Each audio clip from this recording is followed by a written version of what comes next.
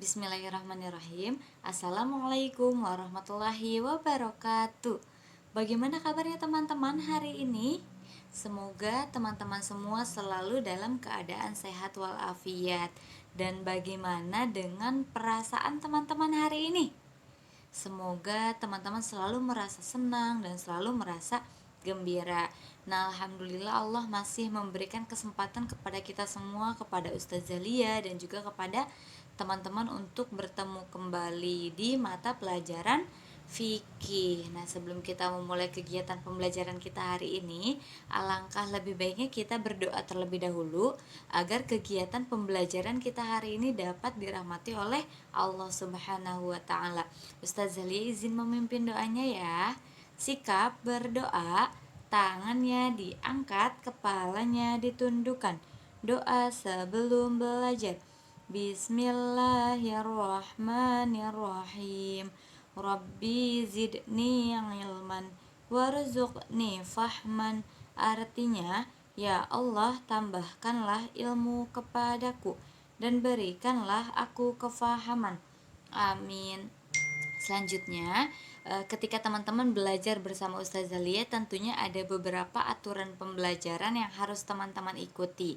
Ustazah Lia izin mengingatkan kembali beberapa aturan pembelajaran ketika teman-teman belajar bersama Ustazah Lia, yaitu yang pertama, pastikan teman-teman mengikuti pembelajaran dari awal hingga tuntas.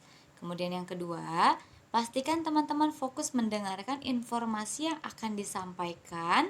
Lalu yang ketiga, pastikan teman-teman mengerjakan proyek dengan tuntas. Dan yang terakhir yang keempat, pastikan teman-teman merapikan kembali alat-alat yang sudah teman-teman gunakan. Nah, hari ini kita akan belajar materi fikih mengenai sholat, dan yang akan dibahas hari ini yaitu wajib dan sunnahnya sholat. Nah, apakah wajib sholat itu? Apa yang teman-teman tahu tentang wajib sholat itu sendiri? Nah, di sini Ustazah Lia izin menginformasikannya. Jadi, wajib sholat adalah gerakan atau ucapan yang tidak boleh ditinggalkan dalam sholat. Nah, di sini ada hukum meninggalkan rukun wajib sholat. Apa hukumnya meninggalkan rukun wajib sholat? Nah, yang pertama, jika meninggalkan hukum tersebut secara sengaja, maka menurut ijma ulama sholatnya batal dan dikatakan tidak sah. Kemudian yang kedua, hukum meninggalkan rukun wajib sholat karena lupa. Dalam hal ini terbagi ke dalam dua pendapat. Apa saja? Pendapat yang pertama yaitu mengingat telah meninggalkan salah satu rukun wajib sholat sebelum melakukan gerakan sholat selanjutnya. Nah, di sini berarti kita mengingat telah meninggalkan salah satu rukun wajib sholat, akan tetapi kita belum melanjutkan gerakan yang selanjutnya. Contohnya, ketika teman-teman dalam keadaan sujud. Nah, setelah sujud seharusnya duduk di antara dua sujud, namun teman-teman langsung berdiri contohnya. Nah, di sana teman-teman bisa melakukan kegiatan duduk di antara dua sujud terlebih dahulu jika teman-teman sudah mengingatnya. Nah, setelah itu berarti teman-teman tidak perlu melakukan sujud sahwi.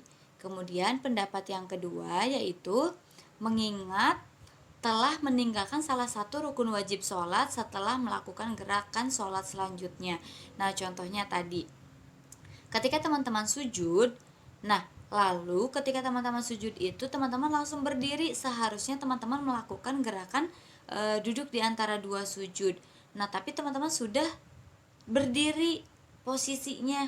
Nah, di sana berarti teman-teman dianjurkan atau diharuskan untuk melakukan sujud sahwi.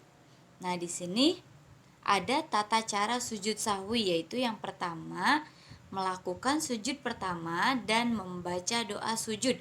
Apakah teman-teman sudah hafal bagaimana doa sujud sahwi? Nah, doanya bisa menggunakan doa subhana malayanamu wala yaslu. Nah, kemudian yang kedua, duduk tanpa perlu membaca doa apapun. Kemudian yang ketiga, setelah melakukan duduk, teman-teman melakukan sujud kembali, sujud yang kedua dengan bacaan yang sama. Kemudian yang terakhir, yang keempat, yaitu duduk kembali lalu melakukan salam. Nah, selanjutnya di sini ada wajib-wajib sholat. Apa saja hal-hal yang diwajibkan ketika sholat? Nah, itu yang pertama, niat. Nah, setelah niat, yang kedua, mengucapkan takbir dalam mengawali setiap gerakan sholat, kecuali saat iktidal dan saat salam. Teman-teman tidak mengucapkan takbir. Kemudian yang ketiga, berdiri bagi yang mampu. Lalu bagaimana jika tidak mampu berdiri? Boleh duduk. Lalu bagaimana jika tidak mampu duduk? Boleh berbaring. Lalu bagaimana tidak mampu berbaring? Nah, teman-teman bisa melakukan sholat dengan gerakan mata. Lalu bagaimana jika tidak bisa menggunakan gerakan mata? Bagaimana ya jika matanya sudah tidak bisa bergerak? Itu tandanya sudah mati atau meninggal dunia. Dan hal yang perlu dilakukan yaitu kita menyolatkannya, seperti itu. Kemudian yang keempat, membaca surat Al-Fatihah. Nah, Rasulullah SAW bersabda, tidak ada sholat bagi orang yang tidak membaca Al-Fatihah. Kemudian yang selanjutnya, yang kelima, melakukan ruku. Nah, ruku itu menundukkan kepala dan disejajarkan dengan punggungnya.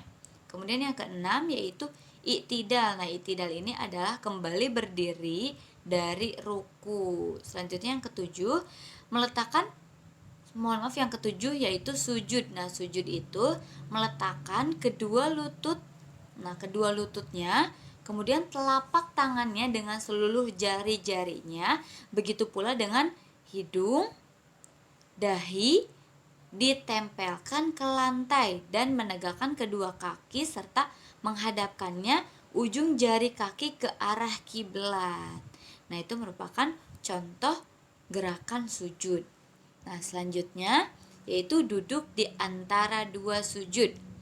Nah, yang kesembilan yaitu membaca tasyahud akhir, yang ke-10 salam, dan yang ke-11 yaitu tertib atau berurutan.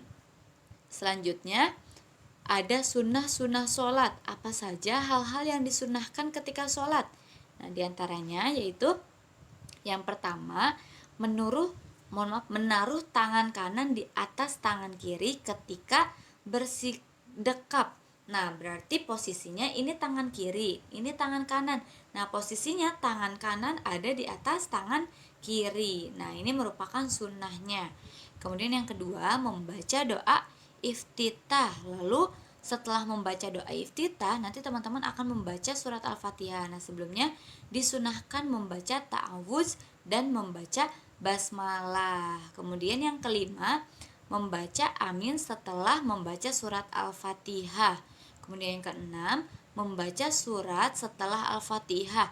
Nah, surat di sini dianjurkan surat-surat yang sudah teman-teman hafal. Contohnya teman-teman sudah menghafal surat Ad-Duha. Nah, teman-teman bisa membaca surat Ad-Duha setelah membaca surat Al-Fatihah. Atau jika sudah hafal surat An-Naba, itu lebih baik.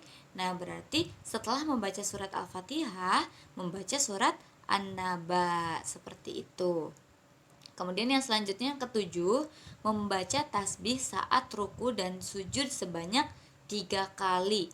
Nah, bagaimana tasbih saat sujud dan ruku? Nah, saat ruku bisa membaca subhana rabbiyal a'zimi wa bihamdi. Nah, kemudian itu dibacakan sebanyak 3 kali, dan begitupun dengan sujud, doanya subhana rabbiyal a'la wa bihamdi, dan dibacakan sebanyak 3 kali juga. Kemudian yang kedelapan, membaca doa ketika bangkit dari ruku. Nah, doanya bisa Sami Allahu liman hamidah, Rabbana lakal hamdu mil'us samawati wa mil'ul ardi wa mil'u ma syi'ta min syai'im ba'du. Nah, kemudian yang 9, membaca doa di antara dua sujud. Nah, bagaimana doanya? Yaitu Rabbighfirli warhamni wajburni warfa'ni warzuqni wahdini wa'afini wa'fu anni. Nah, itu merupakan doa di antara dua sujud. Kemudian yang ke-10, membaca doa baik setelah tasyahud awal maupun tasyahud akhir. Bagaimana doanya? At-tahiyyatul mubarakatus sholawatut thayyibatu lillah. Assalamu alayka ayyuhan nabiyyu wa rahmatullah. Assalamu alayna wa ala ibadillahis sholihin. Kemudian asyhadu alla ilaha illallah wa asyhadu anna muhammadar rasulullah. Nah, kemudian yang ke-11, membaca sholawat kepada Nabi dan doa dari fitnah Dajjal.